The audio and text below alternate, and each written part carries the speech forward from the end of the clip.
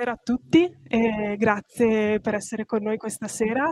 Sarà, insomma, grazie anche ai coraggiosi che di venerdì sera decidono di essere con noi per affrontare temi che sono sicuramente all'ordine del giorno, ma magari non dei venerdì sera. Questa sera siamo con Rita Querzè, giornalista del Corriere della Sera e autrice del libro che presentiamo, che si intitola Donne e lavoro, rivoluzione in 6 mosse. Con noi ci sono anche Maurizio Castro, commissario straordinario del gruppo ACC, ma ha fatto molte cose, questa è solo una delle, e Silvana Fanelli, segretaria regionale CGIL Veneto. Ehm, Nel vivo e nel tema proprio dell'argomento di questa sera. Spendo solo una parola, ma poi naturalmente lascio a te raccontare tutto. Perché Rita in questo libro scrive dei capitoli molto chiari, fa una situazione, fa un quadro di una situazione esistente, un'analisi pragmatica, non ideologica, non è un piagnisteo. Di solito in queste occasioni il rischio è sempre quello di donne che parlano a donne, che le cose non vanno bene e poi diventa solo una lamentela. Invece noi siamo alla ricerca di soluzioni, di fatti, e l'approccio che ha avuto Rita in questo libro sicuramente è esattamente, diciamo, questo qui. Rita, lascerei a te raccontare un po', diciamo, da dove nasce l'esigenza di dar voce a questo approccio e cosa ci vuoi trasmettere, insomma, con questo testo. Per un autore questa qua è la domanda più impegnativa, perché io vorrei trasmettere in 5 minuti senza annoiarmi sera una cosa che per me, come dire, per me ha un senso. Io faccio la giornalista, il mio mestiere è la giornalista ed è un mestiere che amo totalmente. La giornalista economica, facendo questo lavoro che ho iniziato ormai nel lontano 90, mi sono sempre occupata molto dei temi del lavoro. Dei temi del lavoro che poi ho trattato anche in una chiave di genere, cioè cosa succede a uomini e donne sul lavoro.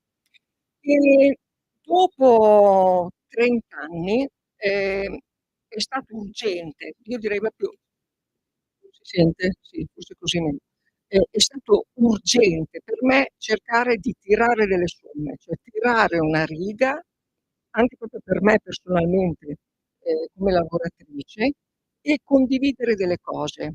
Perché la mia impressione è che non ci sia la consapevolezza sufficiente su quello, sulla realtà che viviamo, cioè sia le donne che gli uomini in qualche maniera oscurano, fanno finta di non vedere certi aspetti. Io volevo metterli, quello che ho fatto è cercare di mettere in fila un racconto di una situazione il più possibile obiettivo, facendo quello sforzo di obiettività che faccio nel mio lavoro quotidiano, perché questo è il mio modo di interpretare il mestiere del giornalista. Ce ne sono vari, ma questo è il mio. E poi mi sono data un grado di libertà in più, però. Cioè, per una volta ho detto, forse credo di avere la conoscenza di questo argomento sufficiente per spingermi un pochettino oltre e indicare delle cose, delle strade, delle possibili soluzioni che non hanno nessuna, ovviamente, ambizione di essere il punto, ma di essere più che altro uno stimolo per dire vogliamo affrontare questa questione, perché questa questione è diventata veramente molto urgente. Ho accompagnato questo lavoro anche con delle storie reali, ogni tema viene introdotto da una storia di una persona, di una donna, molto spesso qui succedono delle cose, perché poi io sono abituata ad avere a che fare con i numeri e le statistiche, ma i numeri e le statistiche, cioè non sono niente, dietro ci sono le persone. E allora, per andare all'estrema sintesi, che mondo del lavoro, che mercato del lavoro vedo per quanto riguarda in particolare uomini e donne? Io vedo un mondo del lavoro che, se prendiamo le donne, è diviso esattamente a metà. Cioè, da una parte c'hai un 50% che non lavora. Attenzione, Gli uomini lavorano molto di più, il 18% in più, il divario tra tasso di occupazione dei maschi e delle femmine è di 18 punti più alto. Quindi ci sono tutte queste donne che non lavorano e dici: ma perché queste donne non lavorano? Forse perché non hanno voglia di lavorare, forse perché hanno altre vocazioni. E qui in realtà quello che io cerco di spiegare è che ci sono delle ragioni che io chiamo della calcolatrice, cioè c'è tutta una parte di popolazione femminile che sono le donne che hanno potenzialmente delle retribuzioni medio-basse, a cui a un certo punto non conviene più lavorare, come se il mercato avesse una specie di marea che le spinge fuori. E quant'è che le spinge fuori? Le spinge fuori al momento della nascita del figlio. Visto che ancora facciamo in media un figlio a donna, 1,22, perché poi ogni anno questa percentuale scende, però quando arriva quel momento, che arriva a 32 anni per le donne, l'età media, cosa succede? Che tu lavoratrice per i primi, diciamo, se inizi a lavorare intorno ai 20, poniamo, per i primi 10 anni sei una risorsa straordinaria. Perché? Perché hai un tasso di scolarità alto, hai dei risultati ottimi, ti impegni al massimo, quindi vale, cioè per l'azienda sei il massimo. Dopodiché, quando ti avvicini a quel momento lì, però, diventi come uno yogurt con la scadenza. E lo sanno bene quelli che perdono il lavoro anni devono cercarne un altro. Però, adesso, qualche anno fa, ti dicevano, però lei è in cultura di politica. Adesso non ti dicono perché finalmente insomma, si è capito che è una cosa corretta. Però l'azienda lo sa e cosa sa? Sa meglio delle donne stesse, sa che una volta che tu ti dovrai fare carico di tutto il lavoro di cura, perché in media il 70% del lavoro di cura pesa sulle donne ancora, e siamo il penultimo paese in Europa su questo, con il 72% del lavoro di cura sulle donne, le aziende sanno che tu sarai una che avrà sulle spalle un doppio lavoro. Io dico, lo sanno meglio di te perché tu, io vedo queste ragazze che dicono, ma io ce la farò, perché tanto io ci credo, il mio lavoro di qua e di là e io ci riuscirò. In realtà ci riuscirò? Dipende perché dopo poi il ragazzino si ammala mentre è a scuola, chi chiamano? Chiamano la mamma. C'è da fare il cambio della radio, chi lo fa? La mamma. C'è da fare la lavatrice, non dappertutto ovviamente, ci sono tante cose che stanno cambiando, però mediamente è ancora così. E allora cosa succede? Che quella lavoratrice, quando è ora di tornare al lavoro, deve fare delle valutazioni.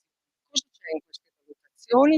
C'è il fatto che il nido costa 500, 600, anche a Milano vi dico anche 800 € un nido, se vuoi una copertura oraria discreta.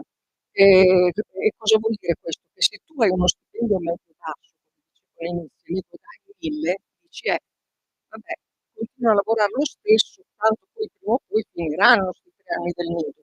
Però devi mettere in conto un'altra cosa, i bambini si ammalano. Anche questo voglio dire, è così originale. I bambini si ammalano e se si ammalano e non c'hai i nonni, hai bisogno di una babysitter. E allora come facciamo? Anche qui nella tua calcolatrice, nei tuoi conti, mettiamoci anche la babysitter. Poi cosa ci devi mettere? Ci devi mettere che però se tu lavori e porti a casa i tuoi 1.000 €, cosa succede? Che la famiglia sborda rispetto all'ISEE, per cui poi la retta di tutta della scuola, di tutta una serie, aumenta. Poi ci devi mettere un'altra cosa, che tuo marito perde gli sgravi per il coniuge a carico, che sotto i 40.000 € sono comunque 700 € l'anno. 700 € l'anno. E poi arriva la ciliegina sulla torta. Se tu ti dimetti, alla fine, per un anno, forse di più, non mi ricordo, ci avrai la NASPI.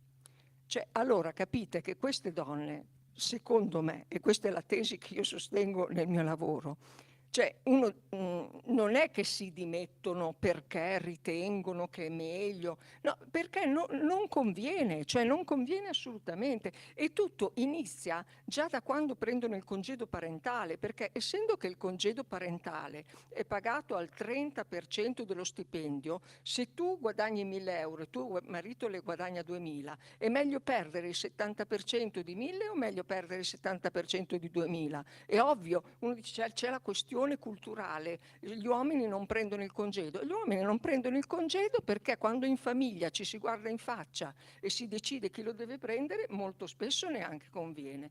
Quindi morale, una parte di donne sono queste, quelle che si diventano. Poi abbiamo l'altra metà. L'altra metà, l'altra metà sono io faccio parte di quell'altra metà e siamo quelle che avevamo potenzialmente degli stipendi più alti, avevamo un lavoro che ci motivava moltissimo e allora cosa abbiamo detto?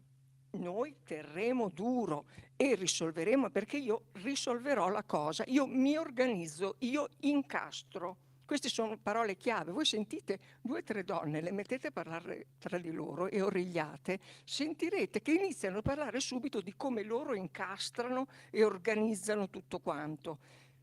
Poi in più sono bravissime nel multitasking, perché ci hanno pure fregato con questa sola negli ultimi 30 anni del multitasking, come siamo brave noi col multitasking a fare 3 cose in una volta. Non è vero, è una fregatura, perché se ne fai 3 in una volta, di sicuro ne farai qualcuna male e per di più alla sera sarai ridotta, come dire, a zero.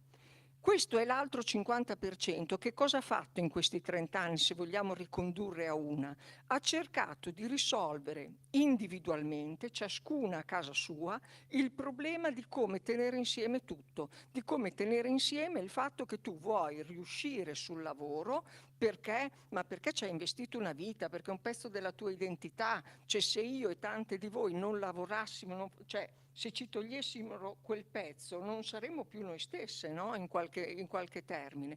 Ma dall'altra parte non avevamo i servizi, non avevamo l'organizzazione adeguata per sostenere tutto questo. Allora, quello che io ho cercato di fare è intanto rappresentare questa che a me sembra una lettura abbastanza realistica di quello che si è visto, facendo anche delle autocritiche, perché secondo me noi donne in questi 30 anni qualche errorino l'abbiamo fatto, ma magari poi ne riparliamo in caso in un secondo passaggio. E di provare a dire vogliamo affrontare questa questione, perché secondo me la si potrebbe affrontare e non è una questione delle donne, è una questione delle donne e degli uomini, perché penso che ci sia un modo di lavorare e di organizzare la società nel suo insieme che potrebbe essere vantaggioso per noi donne e per gli uomini assieme, perché questa è una partita che si gestisce insieme, non è una partita delle donne. E però bisogna, come dire, avere una consapevolezza e guardare un po' a questa realtà con un'attenzione sempre e non metterla all'ultimo posto dei problemi come una questione del circolino del neofemminismo. No, circolino del neofemminismo non va da nessuna parte, temo. Infatti Rita, tu nel libro sostieni che questo è un tema che va portato su un piano collettivo e non individuale all'interno, diciamo, dei muri di casa e che ci serve una rivoluzione dal basso. Sì, cioè, allora pensiamo a il ragionamento sulla conciliazione. Cioè, noi donne in questi 30 anni cosa abbiamo fatto? Ci siamo fatte carico da sole di questa conciliazione. Sono usciti anche articoli sull'Atlantic, ci sono le varie vabbè, anche negli Stati Uniti, dicendo le donne vogliono tutto. Si è detto le donne vogliono tutto, però tesoro. Il messaggio successivo è arrangiati da sola ad avere questo tutto e trova il tuo equilibrio, che però chi se lo può trovare questo equilibrio? Intanto quelle che guadagnano da una certa soglia in su, così riescono a pagare la babysitter e riescono a pagarsi il nido, ma anche quelle lì, cioè, la generazione delle cinquantenni, che è la mia, è piallata perché non ce la fa più, è stritolata da una parte tra le fatiche che ha fatto per tirare su i figli, perché siamo quelle che abbiamo detto ce la faremo da sole e tireremo sui figli, e dall'altra parte adesso c'è anche i genitori anziani, perché la risposta delle donne e delle famiglie a tutti questi problemi qual è stata in Italia alla fine? Sapete cosa c'è? I figli non ne facciamo più o ne facciamo meno. Infatti vediamo che siamo ormai sotto i 400.000 nuovi nati in Italia, però i genitori ce li abbiamo tutti, quelli come dire, e io lo considero come dire, un segno di civiltà, avere la possibilità, il tempo, quel minimo di possibilità per poter assistere ai nostri cari. E quindi credo che il passaggio sia: vogliamo rendere collettivo questo problema e cercare di avere un'impostazione, un'organizzazione con dei servizi adeguati e un'organizzazione del lavoro adeguato che permetta a tutti noi, maschi e femmine, di contribuire al mondo della produzione da una parte e dell'azienda e della vita pubblica, e nello stesso tempo di gestire il nostro privato nella maniera possibilmente più equa. Poi lì c'è anche tutto il tema della condivisione, di come noi ci dividiamo il lavoro tra di noi, però anche lì, secondo me, è stata un po' una fregatura il passaggio in cui si è iniziato a dire non bisogna più parlare di conciliazione, adesso si parla di condivisione. Ma io dico, se da domani il lavoro fosse diviso perfettamente 50 e 50, non è che il nido non servirebbe più, non è che gli sgravi sulle babysitter e badanti non servirebbero più. Quindi il problema in ogni caso dei servizi resta, e poi anche il problema della condivisione. Io penso che andrebbe un po', come dire, anche questo trattato in una dimensione collettiva, perché per le donne come è diventato? È diventato che tu ti pulisci i piedi sullo zerbino, entri in casa e dopo diventa una questione tua col tuo marito compagno, in cui tu, come dire, si creano anche delle tensioni, no, su questo. Però non può essere solo una questione dei singoli, servirebbero anche delle campagne, come dire, delle campagne collettive, pubbliche, degli esempi, dei modelli. E invece a me anche su questo sembra che stiamo andando indietro. E come dire, una delle cose che ho messo nel libro, per esempio, un episodio che a me ha colpito. L'anno scorso forse è successo a Domenica In, Mara Venier intervista una attrice, Laura Chiatti, col suo compagno, e gli chiede: ma allora voi come vi organizzate a casa? E lei dice: ci organizziamo che assolutamente della casa mi occupo io, lui non deve fare niente, anche perché se no a me si abbassa la libido. E allora dico: no, non va bene, perché questi sono comunque messaggi, sono messaggi che fanno entrare un certo tipo di dimensione. Poi oltretutto, come dire, anche non molto razionali, perché forse ti si abbasserà la libido, però se fai tutto tu, e nel tuo caso non credo che faccia tutto tu, perché forse non lo fai nemmeno tu, lo fa qualcun altro, ma quelli che non possono permettersi aiuti e fai tutto tu, secondo me la libido ti si abbassa per un altro motivo, perché non penso che tu alla sera abbia molte fantasie, giusto?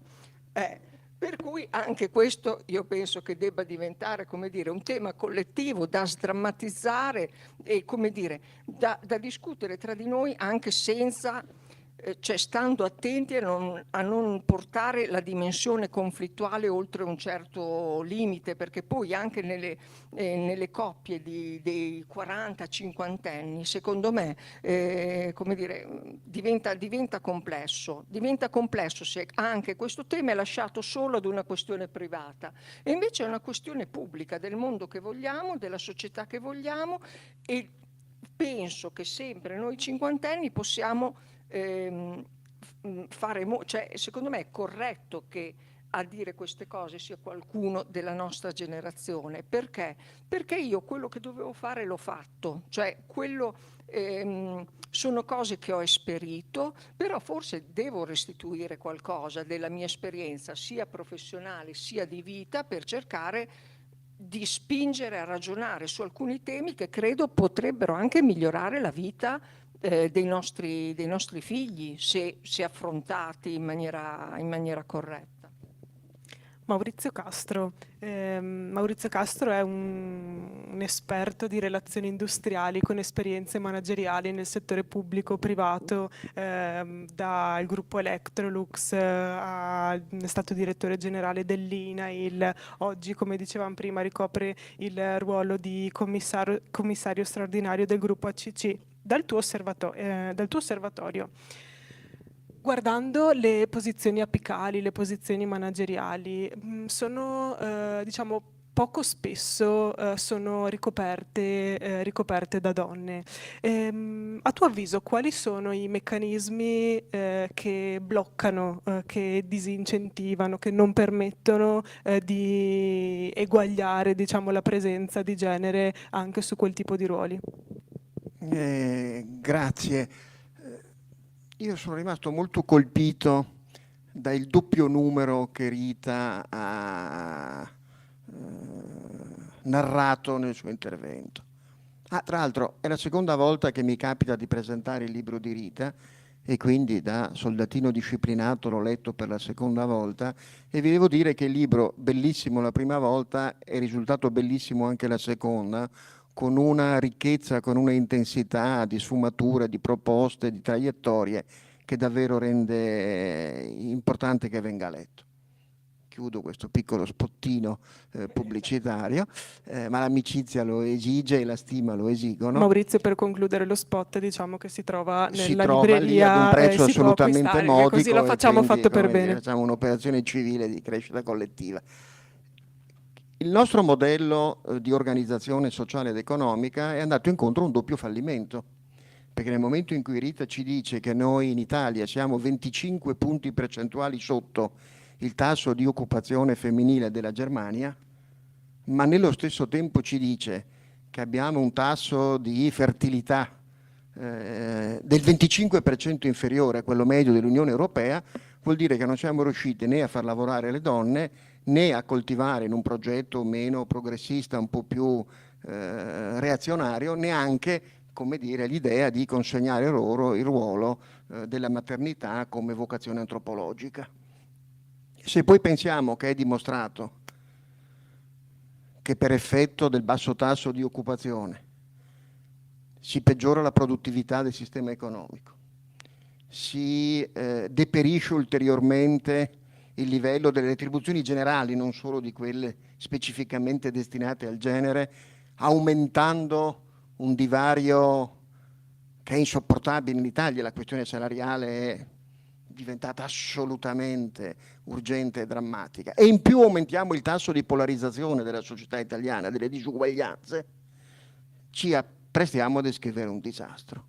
Questo disastro si percepisce anche nella detenzione di posizioni apicali assolutamente ridotto nel numero e qualche volta reso ambiguo da una interpretazione del ruolo in qualche modo mimetica dei canoni maschili. Nomi non se ne fanno perché sarebbe inelegante, ma se Silvana potesse fare un nome certamente farebbe quello, ad esempio, dell'amministratore delegato dell'ex Silva, la Morselli, che in qualche modo rappresenta un campione assolutamente testosteronico di gestione del management. In realtà la società italiana, che è una società poco aperta, in quanto tale tende alla cooptazione. La cooptazione inesorabilmente tende a privilegiare i simili, la prima simiglianza è quella di genere e quindi vi è un'oggettiva complicità nel ridurre il numero degli accessi delle donne, anche nelle posizioni apicali. Tra l'altro in un contesto come quello italiano, dove sia nella dimensione pubblica sia in quella privata è molto clanica la conformazione, la configurazione del potere, a maggior ragione un tasso di complicità persino narrativo, anche se la narrativa da caserma comunque è una narrativa, tende a escludere soggetti che in qualche modo sono difficili da decifrare, persino imbarazzano, rendono più complessa la relazione. Il vero problema è che anche il management italiano ha abbandonato la categoria della complessità come virtù, perché è stato in qualche modo trascinato nella narrazione. La politica ha fatto la stessa fine, no, Sindaco? I modelli di leadership hanno condotto a una cultura della semplificazione, dove uno impugna lo spadone, taglia il nodo di Gordio e In una società complessa le soluzioni ai problemi sono altrettanto complesse, anzi la complessità è un valore che va praticato. Quindi è evidente che l'operazione, se vuole avere un successo, va fatta dal di sotto, come diceva Bloch, non dall'alto. Non a caso i tentativi vagamente giacobini che sono stati fatti di cambiare dall'alto si sono rivelati sostanzialmente inconsistenti. La legge Golfo ha semplicemente quella che prevedeva l'obbligatoria presenza nei consigli di amministrazione nei board delle quotate, no? È diventata una lista di contessine dalle quali le grandi società quotate hanno pescate per poter meramente dal punto di vista formale adempiere all'obbligo del no. Tra l'altro, lasciami dire, la via normativa in qualche misura è fallita. Se, come ricordava Rita, sono più di 30 anni che è stata introdotta una prima legge forte e scanditamente giacobina, la legge 125 del 91, diceva la società italiana ancora non valorizza la presenza femminile, disponiamo, coattivamente disponiamo, una trazione, no? I risultati sono non confortanti. Quando più recentemente si è tentato, sempre per via normativa centrale, un approccio di tipo incentivante, gli diamo lo sconto contributivo se si fanno certificare, no, non ha condotto a nulla. Io credo che il vero problema è che manchi proprio un'attivazione dal di sotto e un'attivazione corale, un'attivazione collettiva. Per cui io credo, approfitto della forza intellettuale, della gentilezza personale, per ribadirlo con forza, l'unica via che può funzionare è un'alleanza tra la dimensione concreta e compiuta della negoziazione a livello aziendale e della concertazione a livello territoriale, che approfittando delle leve che possono essere offerte da alcune innovazioni normative che prenderanno piede. Non dimentichi nessuno che il 10 maggio dell'anno scorso è stata approvata una direttiva europea che diventerà esecutiva attraverso il suo recepimento in Italia l'anno prossimo, che nell'obbligare alla parità retributiva passa attraverso l'obbligo della trasparenza sui trattamenti retributivi. Avrà un effetto deflagrante sui costumi opachi, occulti, tipici dell'impresa italiana, nel momento nel quale sarà leggibile da tutti il trattamento economico praticato a tutti in un'impresa. Sarà un po' difficile resistere. Beh, sarà difficile sottrarsi a un recepimento scandito. Ora, approfittando del fatto che vi sono da metà degli anni 90, dopo che il capitalismo ha capito che il suo nemico più insidioso non è né il nemico esterno, il jihadismo, né quello interno, il black bloc, ma è quello interiore, lo scandalo dello sfruttamento predatorio, no? Enron, WorldCom. Da quando hanno capito questo e hanno lanciato i temi, la responsabilità sociale dell'impresa, la sostenibilità, c'è un apparato normativo imponente e potente che aiuta ma senza la costruzione insieme di condizioni di miglioramento non si fa. Per molte situazioni, guardo la bravissima sindaca, deve avvenire anche attraverso una concertazione territoriale, perché voglio dire, posso dirlo in modo un po' ruvido, le commissioni di parità, le consigliere di parità raccolgono il rapporto biennale sulle condizioni retributive, normative del personale maschile e femminile che vengono obbligatoriamente in base al nuovo articolo 46 del e non ne fanno assolutamente nulla. Lo dico, è ovvio che è sacrosanta la guerra contro l'oscenità immonda del femminicidio, però troppe iniziative un po' retoriche, troppe panchine e scarpette rosse e poche azioni concrete per agire in termini di discriminazione indiretta contro le aziende che non praticano lealmente la parità retributiva.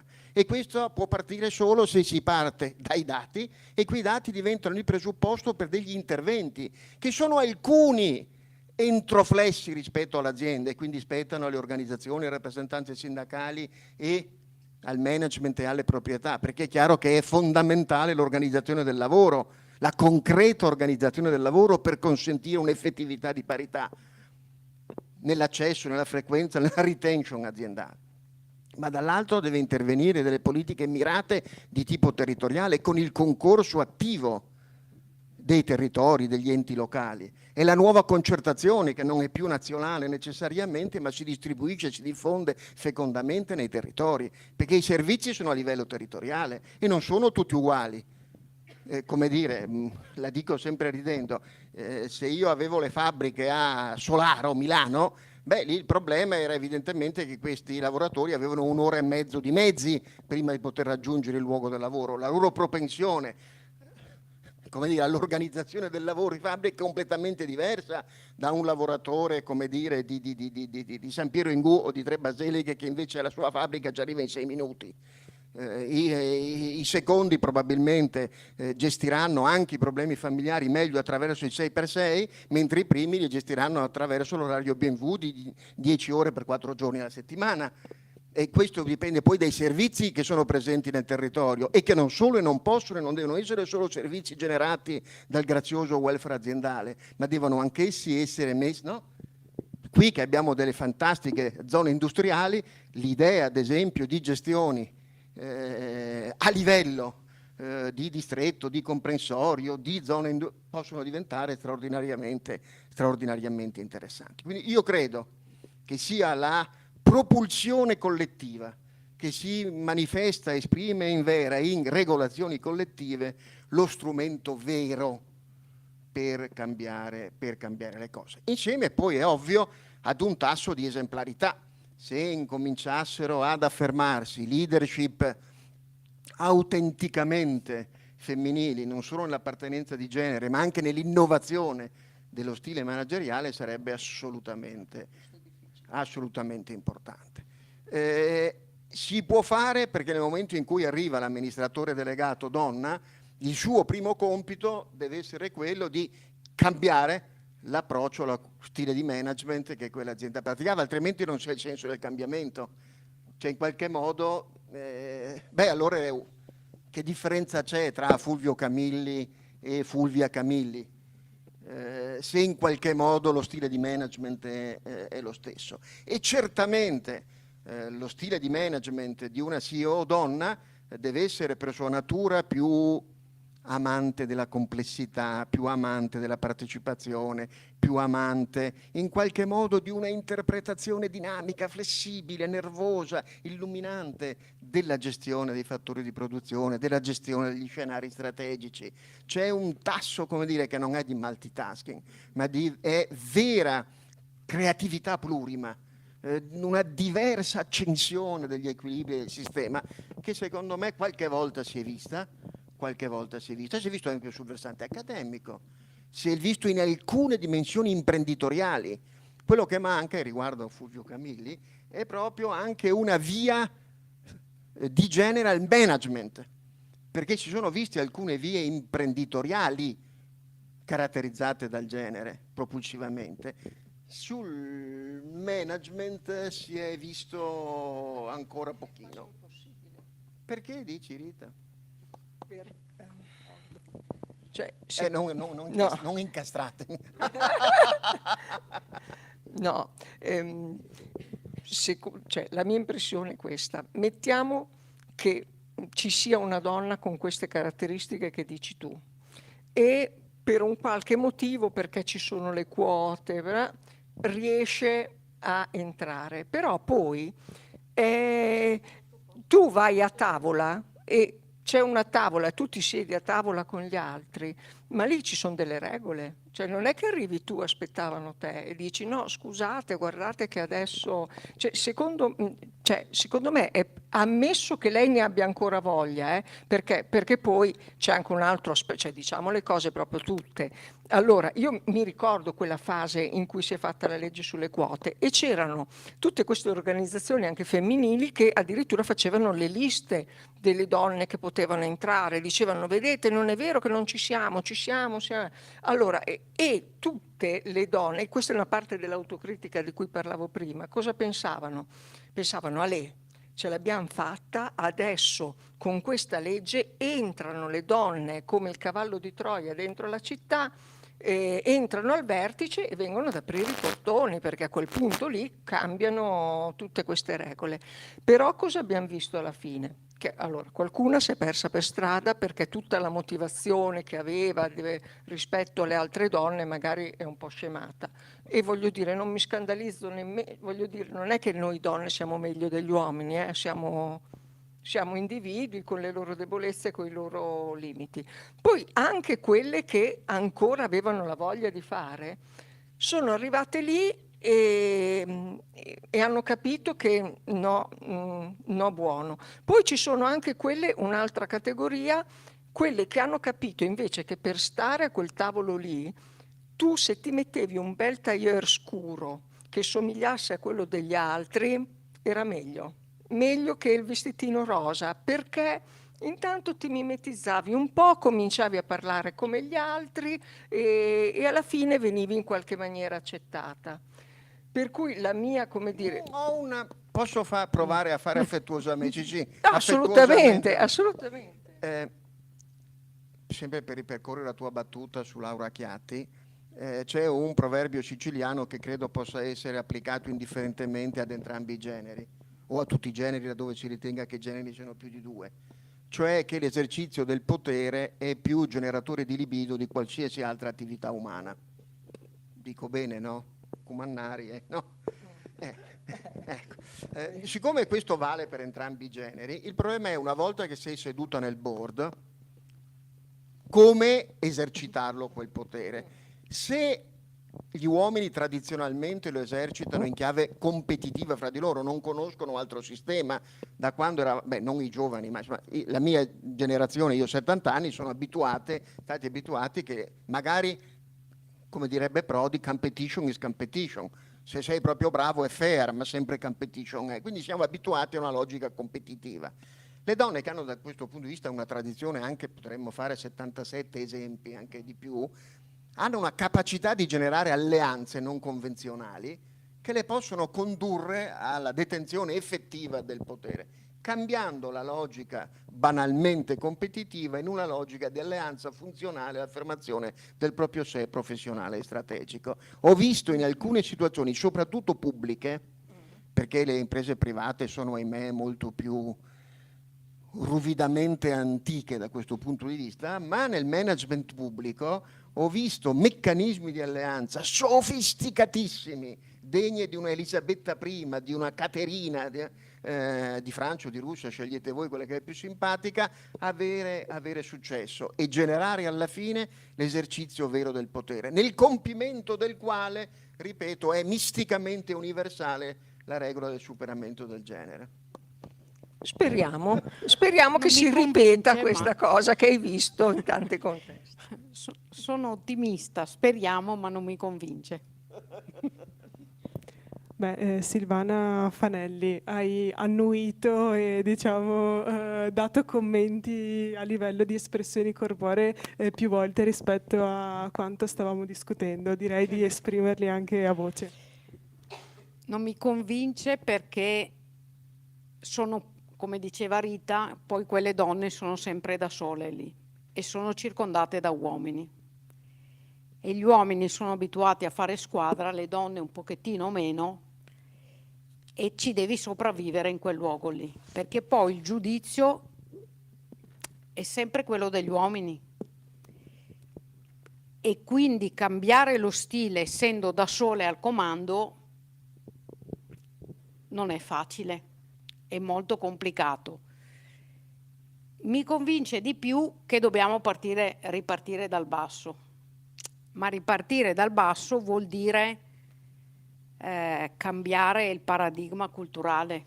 C'è una frase nel libro di Rita che è un'ovvietà, ma secondo me bisognerebbe scriverla su tutti i muri. Nessuno penserebbe mai di chiedere a un uomo: preferisci lavorare o stare a casa con la famiglia? Ma è una libera scelta la tua, scegli liberamente. Cosa vuoi scegliere? Io quando ho letto quella frase ho detto: il nodo è qua. Perché a una donna devo chiedere di scegliere qualcosa? perché lavorare per una donna non deve essere esattamente naturale, mi viene da dire, quanto un uomo. Certo, avrà una fase in cui non potrà andare a lavorare, perché i figli li facciamo noi. E qui entra il secondo elemento, secondo me, sul quale collettivamente bisogna cambiare il pensiero. Fare figli è un valore sociale o è un valore individuale? Se è un valore sociale, quel tempo che deve essere dedicato ad avere il figlio e accudirlo per un periodo, è un tempo regalato alla società, è un tempo che anche un'azienda, se che lo considera un costo, lo paga, ma fa parte della sua responsabilità sociale d'impresa. Se no, che cos'è la responsabilità sociale d'impresa? Se non è occuparsi anche di questa cosa e mettere nei suoi costi, che poi è un investimento verso la società, la genitorialità. Se non cambia questo, sarà sempre compito di qualcuno che si rimbocca le maniche, fa più fatica di altri, in questo caso le donne, per provare a scardinare dei meccanismi che però sono atavici. E scardinare dei meccanismi atavici non è così semplice. È vero che abbiamo fatto dei passi avanti negli ultimi 30 anni, 40 anni, grazie anche alle leggi, ma abbiamo imparato, anche leggendo il libro di Rita, che le leggi non bastano.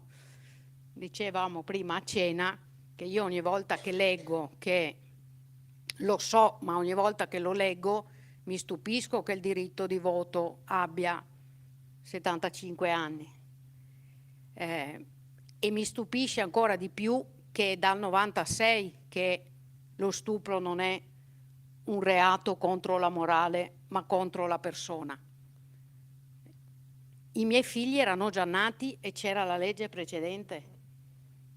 Lo so, ma ogni volta che lo leggo mi chiedo, cioè, se ci voleva così tanto tempo per considerare la donna una persona. Allora è questo il cambio che bisogna fare anche dentro le aziende.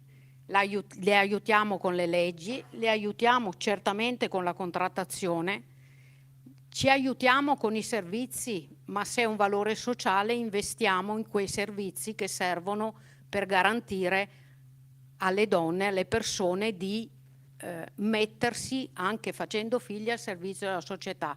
E quindi investiamo negli asili nido, perché sicuramente serve la condivisione, sicuramente serve la conciliazione, ma se poi non ci sono i servizi non conciliamo e non condividiamo, o condividiamo, ma comunque non arriveremo a quella parità, come diceva Rita, tenendo conto di un fattore demografico, sociale, economico, che noi cinquantenni, io sono un po' più su del cinquantenne, ma insomma ancora in quella fascia, noi abbiamo ancora usufruito di un welfare che erano i nostri genitori, le nostre mamme, i nonni, e tanti erano a casa, sono riusciti ad andare in pensione in una età decente, mi viene da dire.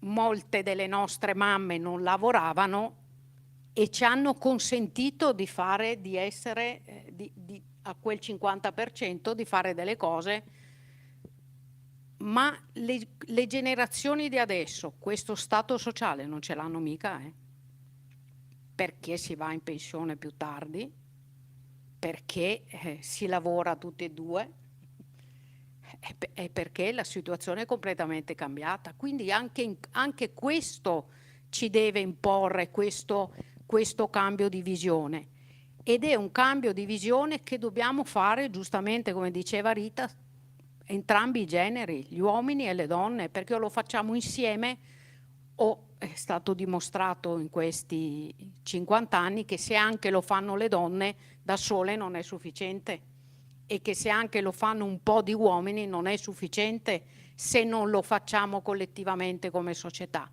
e quindi rischiamo di trovare dei meccanismi che ne aiutano 10, ne aiutano 20, ne aiutano 50, ma non aiutano collettivamente il nostro paese a fare uno scatto che,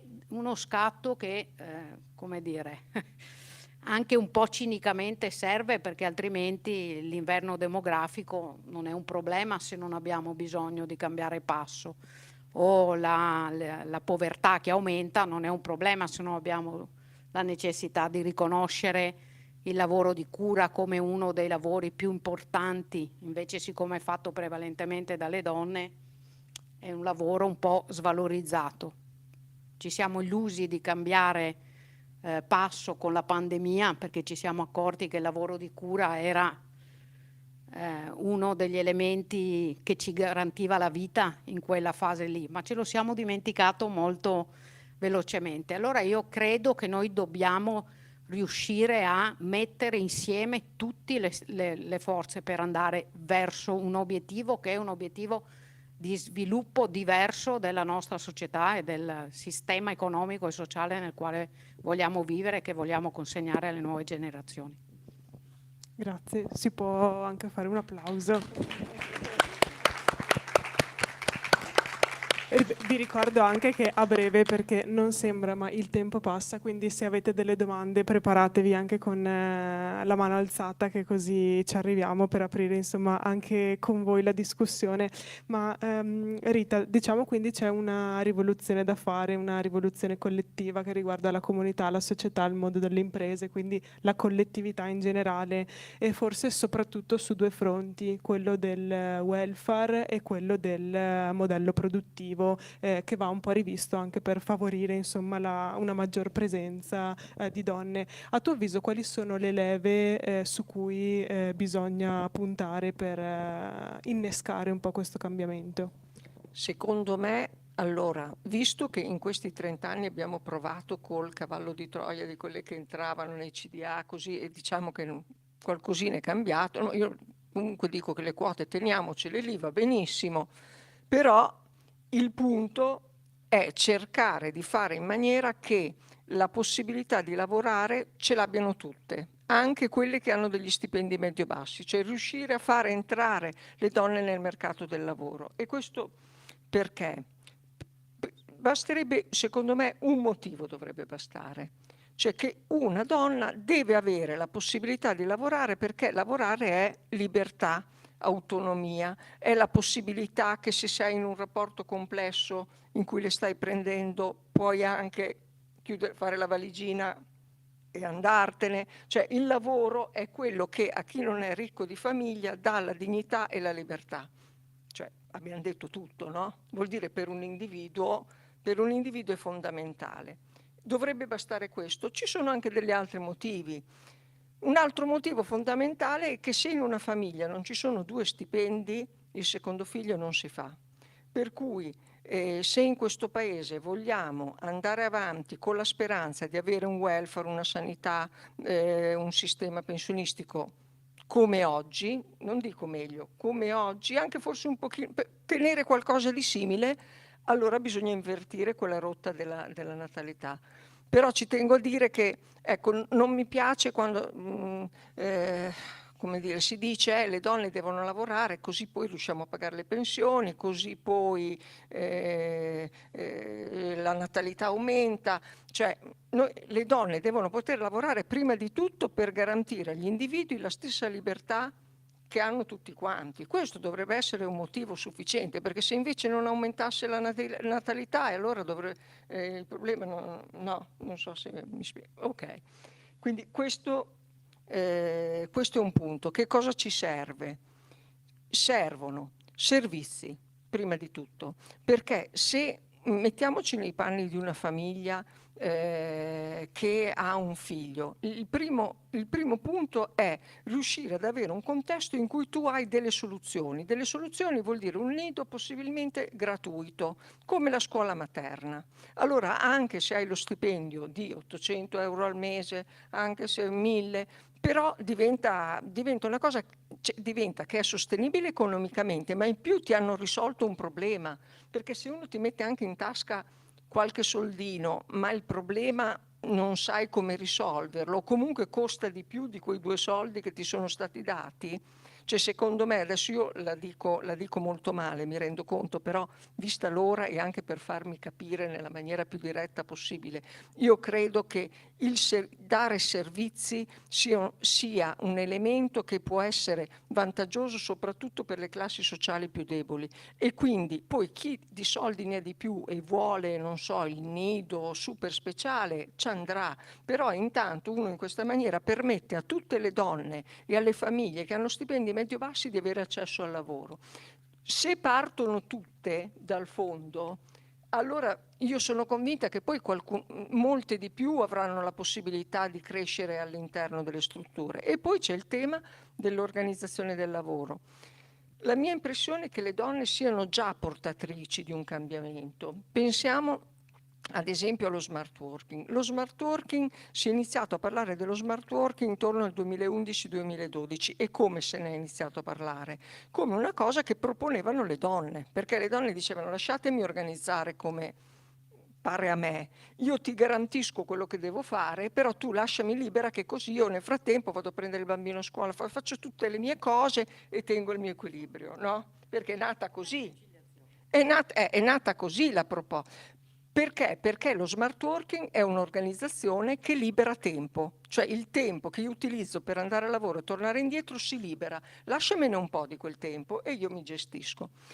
Questa proposta, che è una proposta delle donne, poi per una congiuntura astrale pazzesca, nel senso che c'è voluta una pandemia, che non, come dire, non è proprio frequente, però cos'è successo?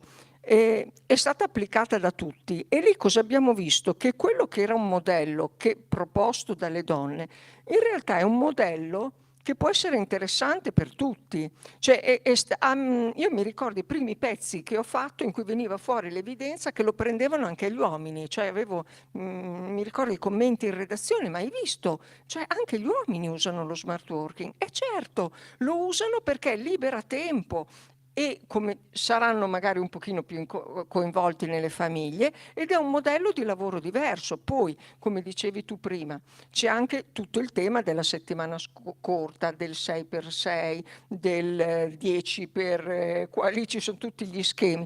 Io non mi affezionerei a uno schema in particolare, perché in realtà dipende molto dalla realtà produttiva, dalle sue esigenze e dalle esigenze dei lavoratori in quel posto. E allora si tratta in ogni realtà, come dici tu, di trovare degli equilibri che tengono assieme tutto. Ci vuole anche un pochino di fantasia e di creatività. È sempre la cosa più facile, è sempre fare andare avanti le cose come andavano prima, è ovvio, no? A me ad esempio ha colpito una storia che poi ho messo nel libro, che era quella del distretto della felicità, l'hanno chiamato, perché i miei quasi conterranei romagnoli sono molto creativi, e questa è un'esperienza che appunto hanno fatto in provincia di Ravenna, credo. Lì c'è un distretto dove fanno scarpe di lusso, e le aziende che fanno queste scarpe si sono accorte a un certo punto che facevano fatica a trovare il personale, che era soprattutto donne. Poi c'è stata una persona in particolare, che era un consulente del lavoro, che per suo coinvolgimento personale si è molto motivato a cercare delle soluzioni. E allora cosa hanno fatto? Hanno introdotto una cosa che apparentemente uno dice: ma perché non ci abbiamo pensato prima? Cioè questi facevano il turno 8, 12, 14, 18, che è un turno pensato per quello che torna a casa a mangiare, perché c'è uno che gli ha preparato da mangiare a casa. Ma queste erano tutte donne, cioè tornavano a casa, al massimo davano un colpetto alla pinna dei panni da stirare e poi tornavano lì mediamente. Allora hanno pensato: ma perché non riduciamo la pausa, escono prima, magari riescono pure ad andare a prendere i ragazzini alla materna. Hanno coinvolto anche il sindaco, i sindaci dei paesi dei dintorni. È stato uno sforzo non da poco, mi hanno raccontato, perché ha voluto dire in alcuni casi allungare gli orari di alcune scuole, cioè è molto complesso, non è facile. Però sono riusciti a organizzare una situazione in cui il pubblico si è parlato col privato, hanno trovato delle soluzioni sull'orario. Ora, Io ho anche chiaro un altro fatto, che non è che tutti fanno le scarpe, poi ci sono le infermiere, ci sono quelli che lavorano nel commercio, tante donne, ci sono tante dimensioni, però, e molto complesse, però entrare nell'ottica che dobbiamo fare uno sforzo a livello territoriale e aziendale per cercare delle soluzioni che siano positive sia per la produzione, perché poi come paese noi dobbiamo produrre ricchezza, cioè se non produciamo ricchezza non avremo neanche i soldi per fare gli asili e per ridurre le rette degli asili, quindi cioè, quello è il punto sine qua non a monte di tutto quanto. Dobbiamo trovare la maniera di produrre ricchezza e nello stesso tempo fare uno sforzo sul fronte dell'organizzazione e liberare risorse da investire anche nel welfare. Mi rendo conto che è anche un po', come dire, dico delle cose che sono velleitarie perché viviamo in un contesto in cui vediamo le difficoltà che abbiamo, cioè l'altro giorno noi abbiamo scritto i pezzi sulla legge di bilancio in cui, scusate, sul DEF, sul documento di economia e finanza che ci porterà alla legge di bilancio. E cosa abbiamo capito? Abbiamo capito che per mantenere il tracciato che è stato fatto in precedenza rispetto al rapporto deficit-PIL e per mantenere gli sgravi sul cuneo fiscale attuali, quindi non darne di più, mantenere le buste paga come sono, qui bisognerà trovare entro l'anno 15-20 miliardi, per cui siamo un paese che ha un problema di risorse enorme, quindi mi rendo conto che fare questi discorsi in un contesto così complesso, come dire, rischia di essere velleitario, però io credo anche che con realismo bisogna porsi dei traguardi, cioè o ci poniamo un problema e vogliamo cercare il modo di invertire una rotta, o se no dobbiamo sapere che saremo un paese dove le donne avranno minore libertà e strutturalmente, non ci sarà natalità e andiamo incontro ad un welfare ridotto per tutti. Quindi, come dire, guardiamo in faccia la prospettiva che abbiamo davanti perché questo è un paese in cui questo è uno sforzo che è importante fare, perché nella nostra storia non lo facciamo mai, arriviamo sempre dentro ai problemi, su dei problemi che si sapevano e che tutti sapevano prima, no? E quindi se dal basso, se c'è una pressione dal basso per fare questa richiesta, può darsi che la politica, quando è ora di definire le leggi di bilancio, pensi, ma proviamo a mettere qualcosa anche su questo dossier. Se invece si continua a chiedere altro come priorità, questo dossier sarà sempre dimenticato e i nostri figli non vivranno in un contesto che a me non piacerebbe. Ecco, io preferirei che i miei figli continuassero ad abitare qui e non se ne andassero via.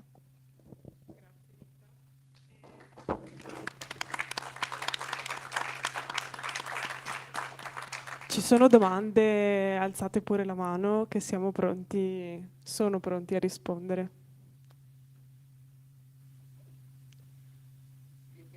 Li abbiamo stesi tutti. Allora io direi che vi ringrazio.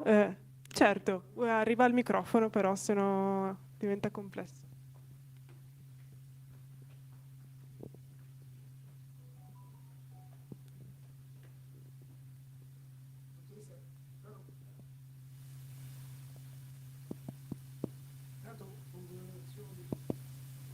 Sente? Sì. Congratulazioni per il libro, molto interessante. Però questa è un'esternazione la mia, ecco. Se non lo affrontiamo adesso, questo famoso dossier, no? Queste tematiche, che abbiamo una donna come Presidente del Consiglio dei Ministri, quando può capitare un'occasione simile? I problemi, va benissimo la spinta dal basso, ma è necessario il supporto della politica. Se non si risolvono dal punto di vista della politica, queste tematiche rimarranno sempre lettera morta e quindi il sogno, quello che auspica lei, difficilmente si potrà realizzare. Ecco, è possibile adesso realizzarlo, ripeto, visto che c'è una donna come Presidente del Consiglio dei Ministri, la prima nella storia dell'Italia repubblicana. Questa è un'occasione favorevole, bisognerebbe approfittarne. Allora, l'idea che mi sono fatta io è che questo tema vada sottratto allo scontro politico, cioè a me piacerebbe porlo in una maniera trasversale, perché se diventa la questione della destra contro la sinistra o della sinistra contro la destra, non ne veniamo più fuori. E la storia ci insegna anche delle cose, perché alcune normative, tipo quella del 96 che ricordavi tu sulla violenza sulle donne, che è diventata reato non più contro la morale ma contro la persona, le stesse leggi, anche quella sulle quote, sono leggi che sono state fatte sempre in maniera trasversale e a cui hanno partecipato la maggioranza e l'opposizione. Secondo me politicamente sarebbe veramente bene tirarle fuori da questa logica. Rispetto al fatto che ci sia una donna, allora anche lì, ma voglio dire, se ci fosse, secondo me conta la sostanza, cioè conta la sostanza, poi che ci sia una donna, un uomo, a me alla fine come dire, mi interessa relativamente. Poi se c'è una donna che magari ha una sensibilità maggiore proprio in quanto donna e porta avanti delle cose, ma ben venga. Però anche lì non lo cercherei di evitare una contrapposizione donna-uomo. Perché no? Se c'è un uomo ha delle idee positive, perché non dovrebbe portarle avanti con il sostegno degli uomini e delle donne? Dopotutto non è una questione per le donne, è una questione per una visione di mondo degli uomini e delle donne. Ecco, io la vedo un po' in questa maniera. Abbiamo un'altra domanda.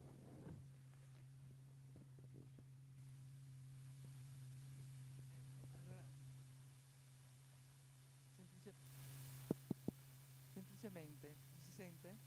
Volevo dire, noi siamo un popolo di mammoni per antonomasia. D'altra parte sono veramente poche le generazioni in cui la maggior parte delle donne lavorano. Fino ai nostri nonni, le donne mediamente, noi poi in campagna che recepiamo i cambiamenti sociali anche con un passo, un tempismo diciamo più lento, le donne erano a casa, le famiglie accoglievano gli anziani e i bambini.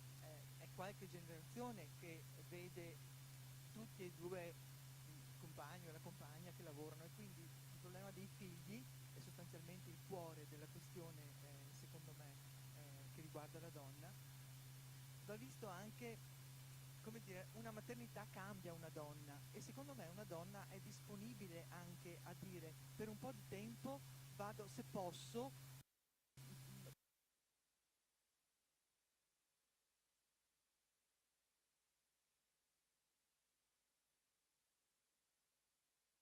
figlio.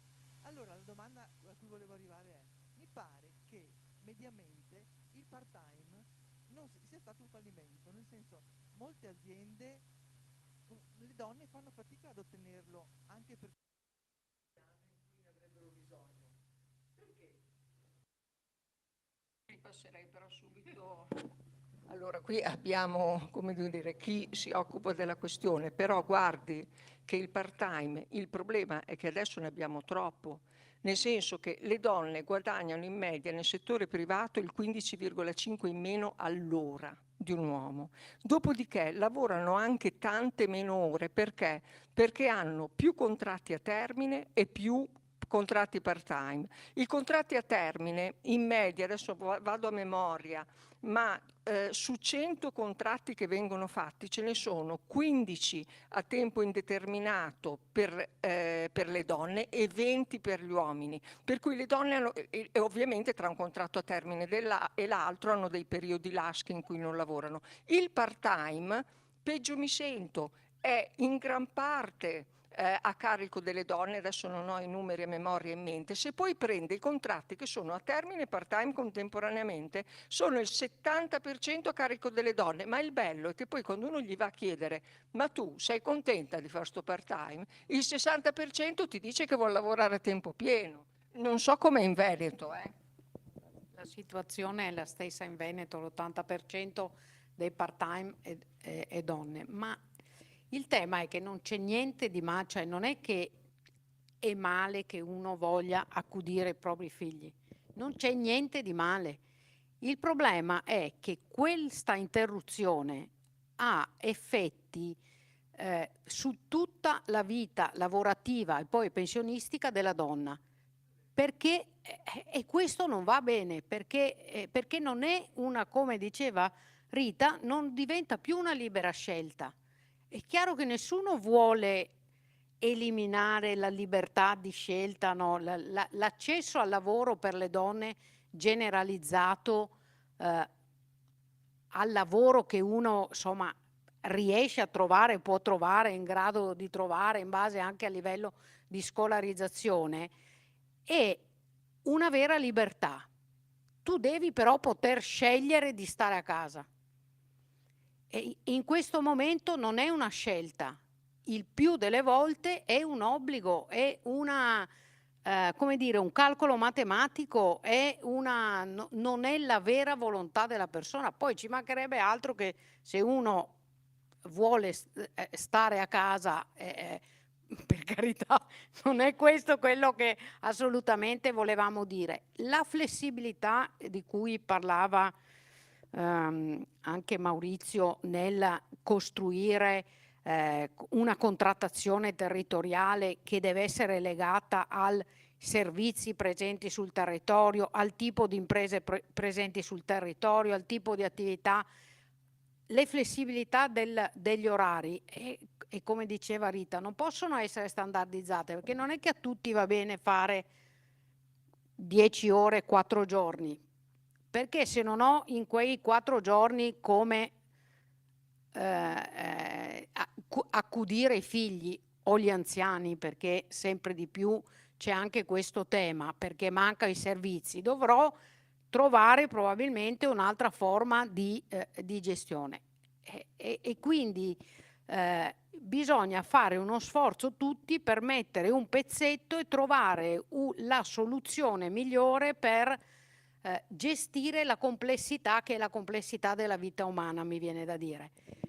Però bisogna fare uno sforzo e invece continuare a gestire le aziende, il territorio, la cosa pubblica sempre nello stesso modo è sempre la via più semplice, però non è quella che risponde ai cambiamenti della società, alle esigenze delle persone, al cambio del modello sociale e del mondo a cui aspiriamo, credo.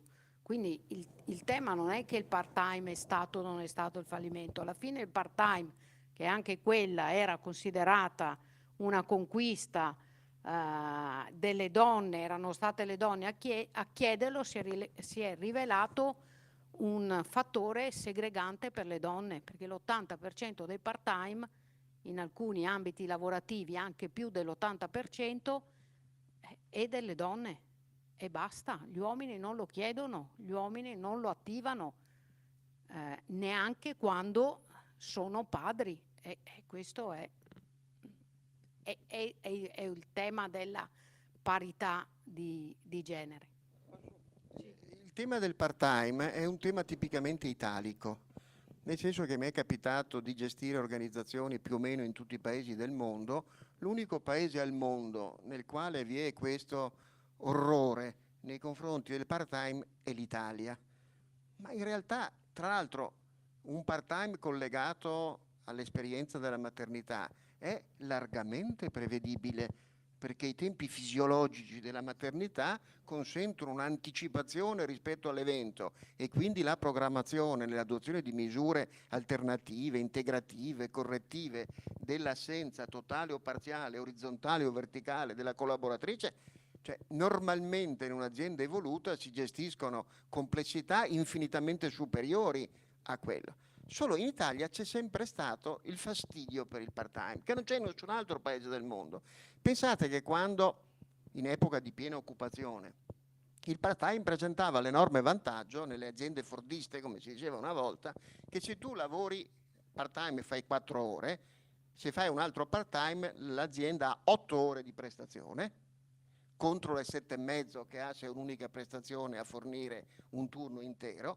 Puoi lavorare a ritmo più elevato perché tutto quel tipo di pause collegate al passo non si applicano. Quindi è incredibilmente vantaggioso dal punto di vista industriale il part-time. Perché veniva rifiutato? perché rappresenta quel minimo di complessità programmatoria che è il contrario della cattiva abitudine improvvisatrice che qualche volta caratterizza aziende, soprattutto di taglia medio-piccola in Italia, che sono fantastiche nell'efficacia ma spesso scadenti nell'efficienza. Il part-time e la sua programmazione è capacità di governare con efficienza i processi. Quindi anche in questo senso si può educare alla complessità organizzativa attraverso un ricorso più esteso al tempo parziale.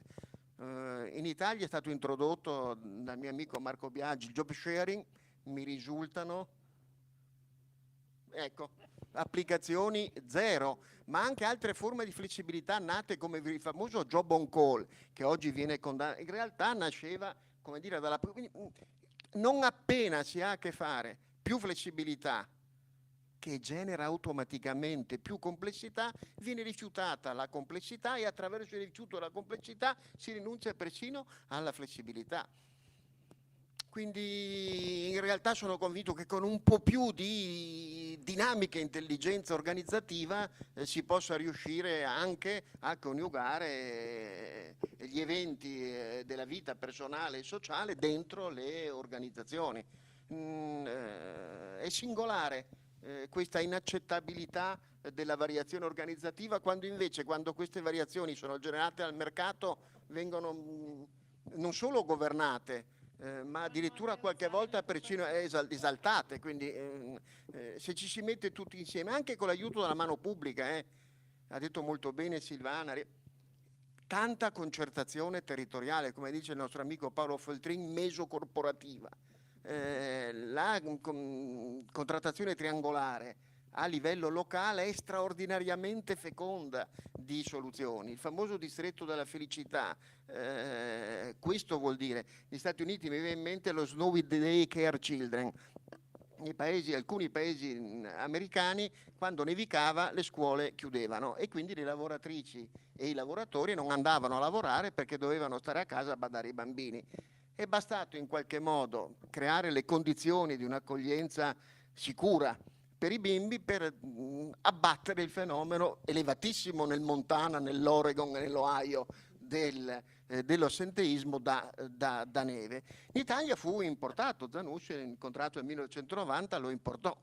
Poi, se volete ridere, ci fu una forte opposizione di un'organizzazione sindacale la quale temeva che si approfittasse dell'accoglienza dei bambini per organizzare in plastica una piccola catena di montaggio per educarli al servaggio sin da piccoli, ma questa fa parte di un'aneddotica simpatica, Augustin Breda, tanto per non far nomi. Io vi ringrazio Rita Querzè, autrice del Grazie. libro e giornalista del Corriere, Maurizio Castro e Silvana Fanelli per essere state con noi questa sera, naturalmente tutti voi, e vi auguro una buona serata. Grazie.